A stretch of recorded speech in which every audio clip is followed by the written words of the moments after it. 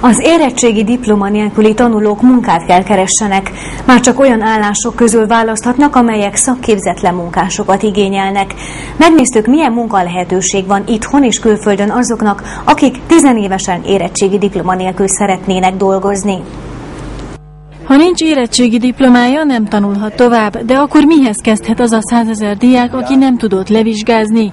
Vagy munkanélküli segélyt kér, vagy munkát keres. Szakképzetleneknek leggyakrabban a kereskedelemben, vendéglátó vagy építőiparban hirdetnek állásokat.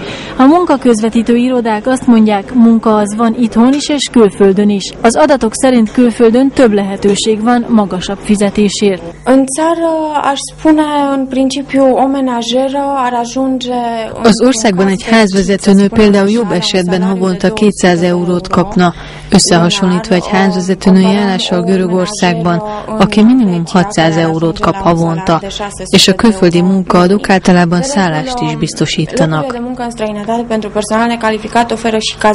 De itthon is akad munka szakképzetleneknek. Marosvásárhelyen például hétfőn 270 munkaajánlat volt, ennek csak 30%-át hirdették meg szakképzetlen munkásoknak. A munkaerő elosztó hivatal segítséget kínál a végzősöknek. Vor participa la ședințe de informare și consiliere sau vor fi cuprinse la. A jelentkezett végzősöknek információkat és tanácsokat adunk, és csoportosan vagy egyenként megállapítjuk, mihez értenek. Ezek után megtudjuk, hogy tovább kell küldjük szakképzésre, vagy kereshetünk nekik munkát a piacon.